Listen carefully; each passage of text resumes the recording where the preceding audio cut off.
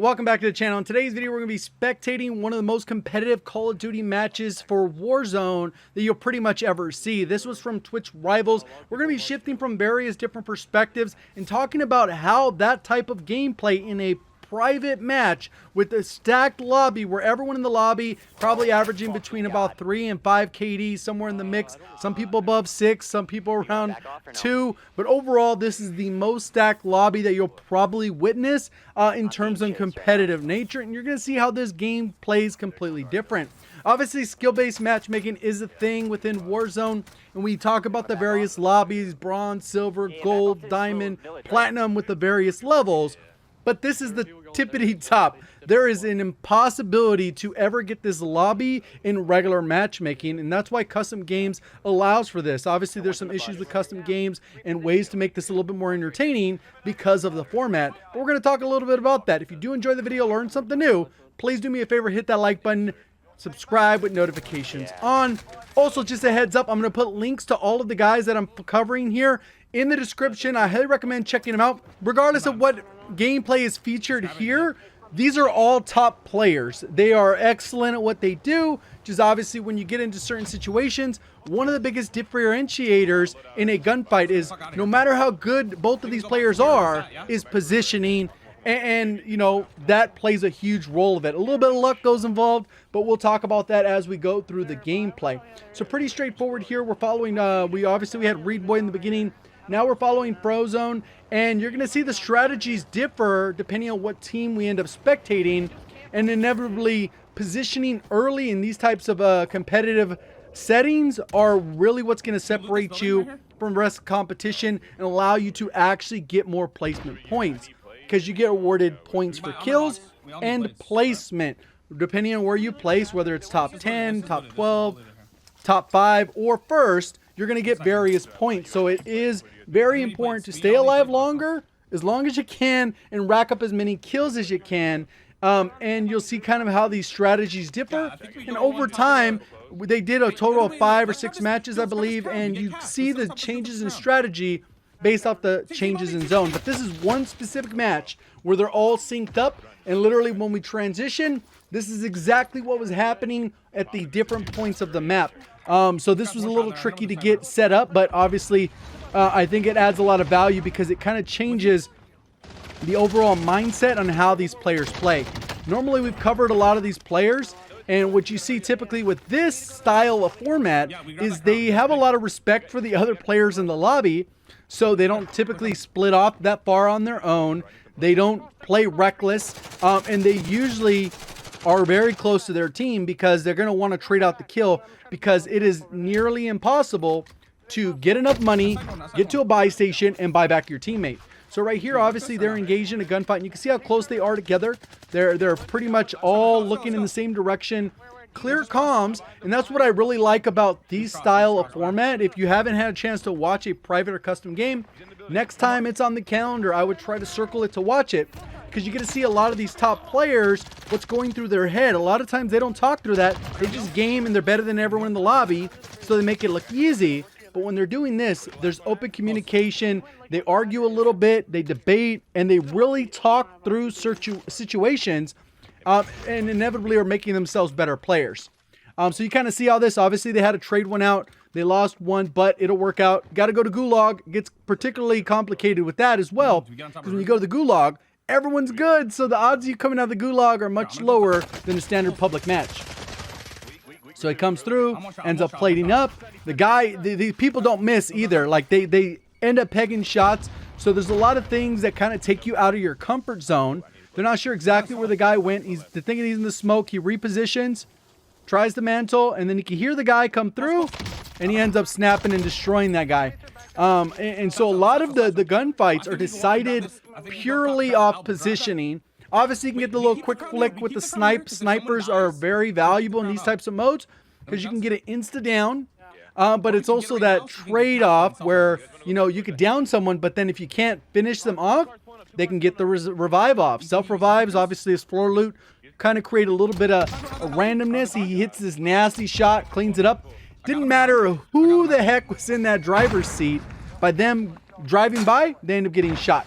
Obviously, we covered Rally before. Absolute monster. Obviously, he's playing with Exact and Iceman Isaac. They got their loadout right off the bat. They popped the UAV, and then they pushed a team over at train station. They end up wiping what's available. They end up trading out. Obviously, Iceman Isaac and Exact went to the Gulag. He ended up winning his Gulag. Iceman Isaac will do the same.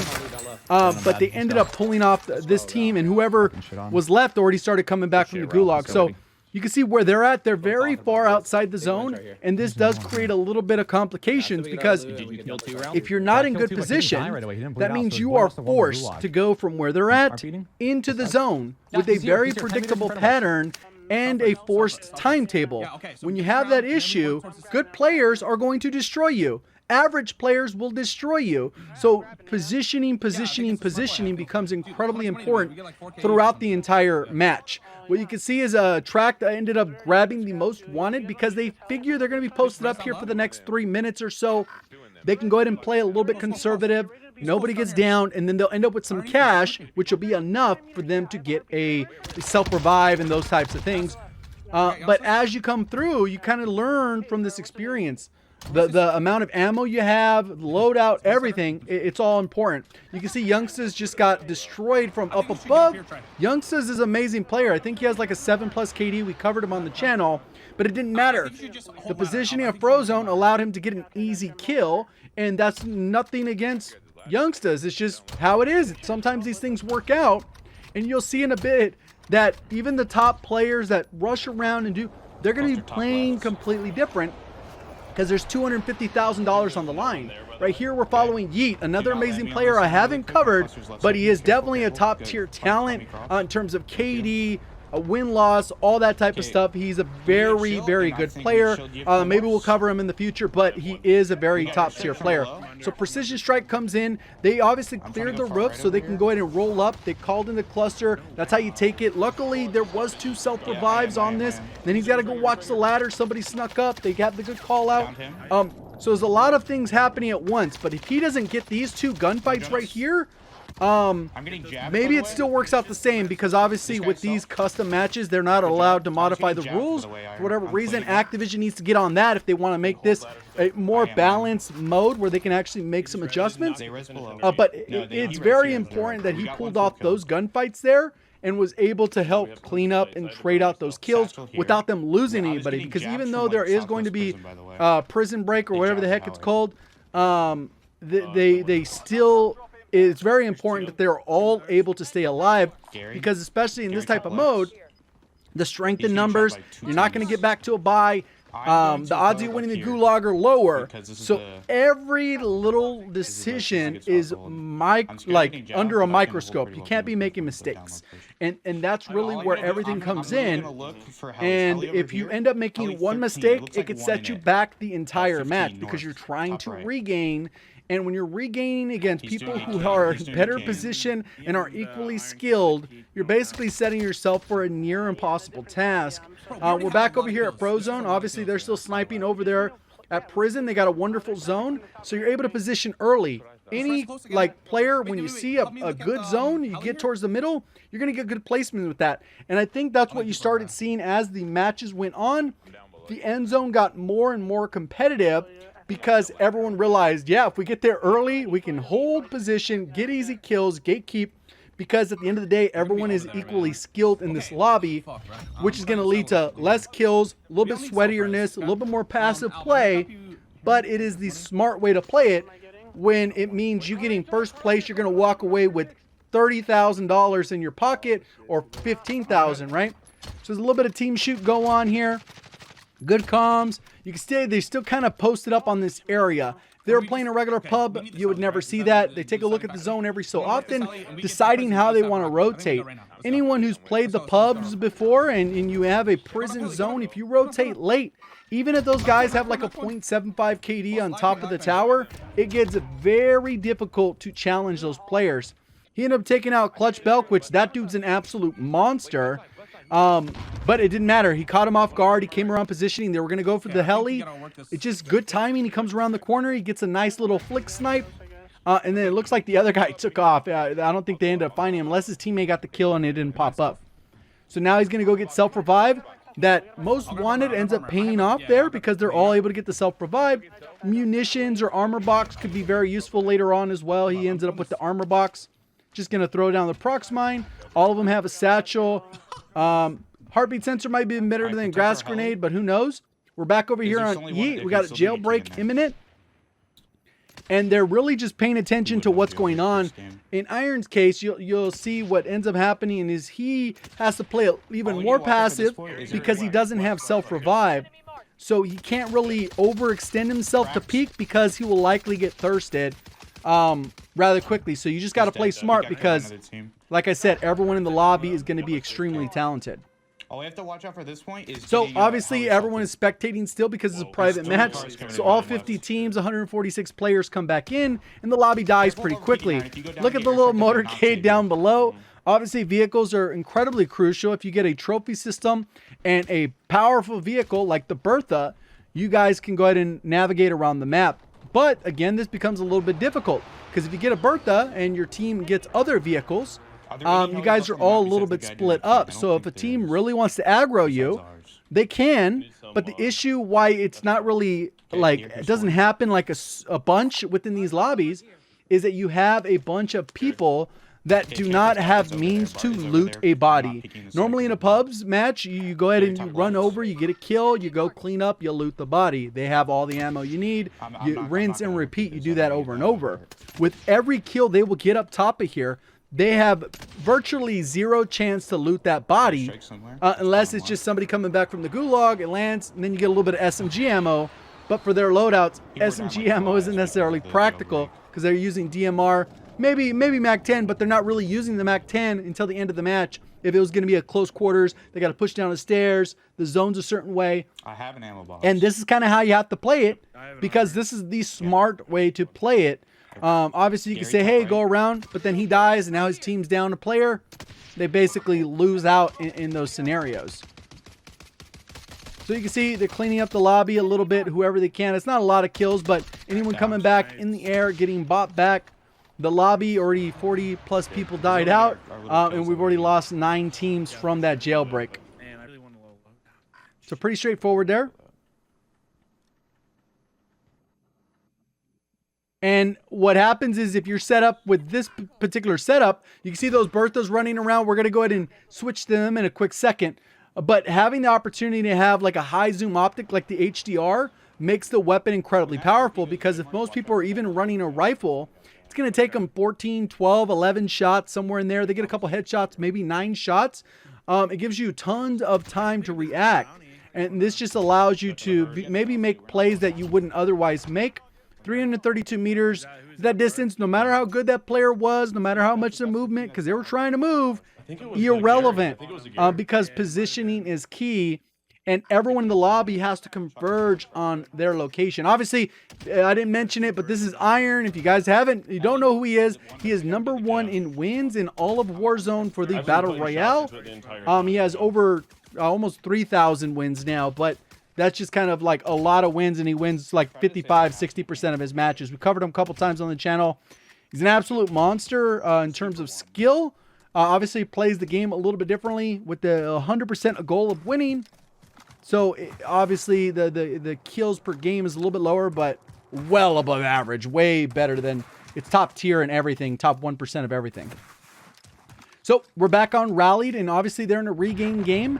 He came back because of the prison break, and you can see Iceman Isaac is very far away, but that's okay. They got to close the gap. Obviously, Iceman Isaac, he was kind of caught up over at Stadium for his particular perspective, and then now he's kind of inching his way over here slowly, avoiding whoever he can, so they can group up because, again, it's power in numbers. And even with the two of them, they're not going to have loadout guns. So they're at a disadvantage in 2 different ways. They're down a player, and they do not have the right loadout. On top of that, doesn't even have the ammo or full plates to actually take on multiple engagements. He ends up spotting the guy. In a pub, he would 100% push over, probably aggressively take that guy out and steal his guns. But can't really do that. Iceman Isaac gives the call out, let's go far left. going to be a little bit unexpected. They're not going to have a ton of cover, but it should be a lot less congested and a little bit easier for them to avoid gunfights, because more than likely the building he marked, obviously you saw the guy, there's probably multiple teams within each of those houses that are going to get into gunfights immediately as the zone pushes them out of those houses.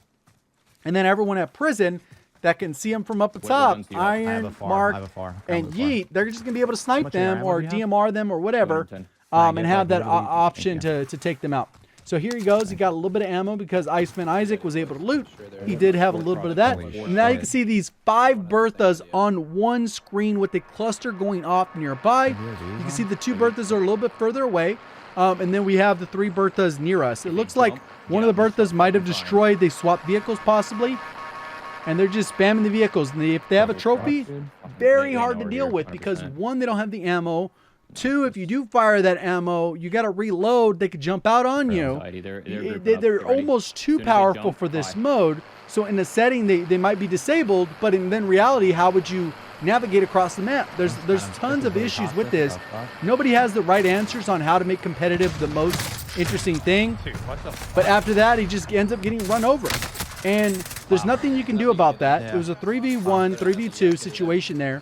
And they just got rolled up on. And this team is rolling up. They got their loadouts. They're going around. They're doing their thing. And this could be a perfectly good strat to make it to endgame.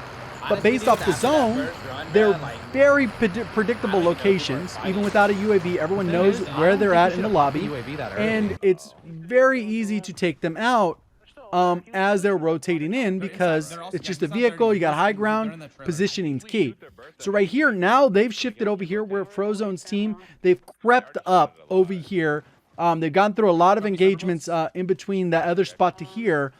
But no extra kills. A lot of tap, tap, tap, tap, tap. I break my armor. I break their armor. I get it down. They self-revive. I don't have a precision. And it's just an ever-revolving thing where you see people playing at the best. And in reality, how do you make it more interesting? Obviously, you can maybe mess with the point system, maybe add more points for kills, a little bit less replacement. But it's a battle royale, so the winning team should get more points. But where does the point bracket stop? Because you can make it so that being aggro, you're rewarded so many points that essentially the only way you wouldn't get points is, you'd have to win to outweigh that many aggro kills. And maybe the win would just be the only important part. So putting all the stress on the win and playing super passive would probably cost you the tournament unless you manage to pull off the win, which would only be 1 team out of 40. Who knows? I don't know a system that would work. No Battle Royale has ever been able to figure it out. Obviously, Fortnite had its issues where basically 100 players in the final zone. They did that leeching damage stuff where if you haven't done enough damage in the match, you start taking damage, which who knows? Maybe they could do something like that. I don't think that really solved any of Fortnite's issue, but obviously there's building and tunneling and a lot of other differences with Fortnite. But H1 has tried it. PUBG, they know where the enemies are. The enemy knows where they are, and they have to play very conservative because what he's really trying to do is get 1 pick. All he needs to do is get 1 snipe, get it down, and that allows the team to at least push, because maybe the numbers in their favor. Maybe there's only 2 people over here, then it's a 3v2, and then if they get 1 down, then it's a 3v1. While they're closing that gap, they could steal the Bertha. That'll help them to rotate. Luckily, one of their teammates does have smokes, so that could be very useful in them crossing this little gap, which will essentially be no man's land. If they're up top, people are going to be peeking them where they're at. And you're just not able to get in and out of engagements the same way you are in a public match, where you could just hit the guy, they stand still for 1 second, and it takes you 900 milliseconds to kill them. Boom, you killed them before they had a chance to move. Not necessarily like that. These guys are getting downs. They didn't get a precision on them. There's a lot of trading going on. He has to plate up. Well, you know, the rest of the team does. He's got to peek here, try and get a pick. They're basically trying to shoot a pixel, and that guy's peeking at the perfect line of sight. He's barely showing anything, and he's kind of limited on where he can peek. So you end up with these situations where these are incredibly good players, I don't have any armor. I have 0 armor. but it's in a competitive setting, so he can't overcommit to it and aggro it because there's too much on the line. He goes down right there. His team has very little shot in rotating here. So there's a lot of differences with the game. I think obviously it'll always be a little bit more entertaining to see someone try and go for 30 or 40 kills. But in a lobby where literally everyone is of the equal skill, you're not necessarily going to see that. It's kind of like in the NBA or even in football where the defenses get a little bit stronger in the playoffs for the most part. Defensive, in basketball particularly, the defenses just tend to step up because people are trying hard the entire like actual game, versus in these, there's people trying harder the entire time as well. But in pubs, sometimes they take a break, they're relaxing, they know that they're better than everyone. Obviously, if LeBron James showed up to a pickup game, he'll probably decimate the lobby without, or decimate the court without even trying, because he's that much better than everyone. But even in the league, he's one of the best players ever. And obviously there's teams that can hold him in check on occasion, right? It's just one of those things. He has to play a little bit different than he would play at a pickup game for sure. He could just bully everyone like he does in the NBA still. But you guys, I think, know what I mean. So they're just peeking, looking for the rotation. They rotated early based off the zone, not doing any recons. And that actually helped them a lot because they got really good rotation without having to actually get any extra intel, which would put them at risk. Normally in these scenarios, if you're able to do a couple recons, it could be helpful because it will allow you to get exactly what they have. The only people that could have contested it were the people that were down low that tried to come up. If maybe they had a cluster and a precision. And obviously this team, when they rolled up, they dropped the cluster. They took care of that. And it made it very easy to take at the top. Even though they went down, they took some damage, they lost some of the vehicles. At the end of the day, they ended up taking the top, which is the most valuable position because it only has one way up. Obviously multiple ways if people are landing from the sky, but they put themselves at incredible risk to take that risk. But overall, once you got the top, as long as those ladders blocked, it's very unlikely that you're going to be able to get something out of that. Even with the Deddy play, because they got Claymores on there, strategized and ready to go. One other side note with custom games, for whatever reason, the revive rate, if somebody's down and you're trying to stim them to get them up, it actually takes a lot longer. Your movement is way slower. So they've modified it in the private matches versus the regular one. I don't get it. It's going to get a little snipe here. Got a body shot. Cracked the armor. Got cleaned up. One more there. And this guy has nowhere to go. And that's what I was talking about. Those guys have to hit off like the insane shot. And even if they do, if they don't have a precision, he just gets back up. Yeah, people are definitely going to have them. And there's nothing you can do about it because positioning is incredibly important. He's looking at where the guy's at. The guy peeks. Be easy shot. Misses there. Re-peeks. And boom, snaps on. Takes that guy out. He finishes him. And done. And like I said, there's really nothing they could do. It's the high ground. They have to move in. The gas is going to be pushing them. So there's a lot of issues that you run into with those types of scenarios. So now you just got to chill. Play it smart. Not overcommit. There's still 30 people within this zone. Normal zone, you'd have like 9 to 12, somewhere in there. Now we're on board with OP Mark. Comes in here. He ends up missing a little bit of a snipe there. I think if he was rocking his normal HDR or a Car 98, he would hit that. SPR, I don't know. Maybe it was off that shot. But he does end up hitting a shot in a little bit. And you can see kind of how they maintain this. They're separate. They have the heli on a little bit of a different spot. You know, unfortunately, they never needed the heli, but they kept it there the whole time. It's going to peek, snaps, gets a little bit of a body shot there. Was so close to a headshot. And then Yeet ends up cleaning up the kill. Called him the precision. He got it on both sides. Iron ends up getting hit by it slightly, but luckily it can only down you. It can't down you and thirst you. So he's able to come in there. I downed him as he ran up, by the way. He's dead. Yeet's already calling out that he ended up killing the guy that OP Mark was shooting at. So they're all good. Iron's going to plate up. They still have a good position here. He has an armor box ready to go, so they can be fully plated. He doesn't have a gas mask, though. That's one of the unfortunate things. If you were playing a pub, you want to play this for a guaranteed win, you would already have a gas mask. You'd have everyone have streaks. You'd have a little bit different scenario right now. I think the only one with the streak is Iron with a cluster. And right here is just map knowledge. He knows where he's at right here, even though he's overcommitted in a sense. Literally, no one can shoot him from this angle. He's covered completely on the left because the entire tower's in the way. From the right is out of zone. Somebody could be on the ground, but unless they're in his line of sight, they're not going to be able to hit him. I'm watching bottom. Bottom right door is what I'm watching. So he's just peeking it. Somebody has to move up because you can see the gas is creeping up. And if you look at the floor, see somebody jumped off. They try to avoid. Easy little kill there. Good job. And that guy's done. No matter how skilled or unskilled that player was, they're getting the same result.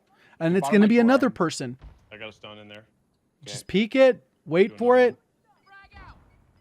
Maybe the guy could have waited longer. But at the end of the day, that guy ended up getting destroyed. And here's where we're getting towards the end of the match, where all the motion, like everything to get set up for saving this cluster, ends up being in a position to win the game. He calls in the cluster right on the bridge. For whatever reason, it doesn't work perfectly because we know clusters aren't perfect. But this gives his team a chance so that if anyone sees that cluster, they're going to see it on the map. They're going to be a little bit more hesitant about pushing it because those things are essentially a wild card. You don't know exactly what's going on. He gave his team a chance to position, rotate across, and they're near, and they have good cover. And they're basically watching out so he can end up making his move. He jumps across, glides across. Nobody's in a position to actually, shoot. They're shooting the bridge up. He ends up coming up. And who was below him was Huskers and Joe Woe. And I think Symphony, maybe Symphony died right before that. But it didn't matter. They had to rotate out of there. I think they only had 1 or 2 kills because sometimes the game works against you. And I think for this match, they ended up having one of the top scores in terms of kills in the entire lobby because we've seen kind of how it played out. Things don't work out the way you want. So let me know down in the comments section. Did you like this style of breakdown? Obviously, it's a completely different thing that we've broken down in the past, and they don't happen very often. And I know there's some people that are fans of only kill races. Some people are a little bit fan of more competitive playstyle because you can kind of learn from the mindset. I lean a little bit more towards that, but I do like kill races too. Let me know what your guys' thoughts down in the comment section. How would you change the competitive rule set to kind of encourage a little bit more action instead of a little bit more passive play or having to rotate at the beginning of the zone, at the beginning of the match? Let me know down in the comment section. If you did enjoy the video, let me know by hitting the like button. If you're brand new, want to find your way back, double check, make sure you're subscribed. I have links to all these guys down in the description. Definitely go check them out. They're all monsters in their own right. Appreciate all supporting the channel. Thank you for watching. As always, have a great day.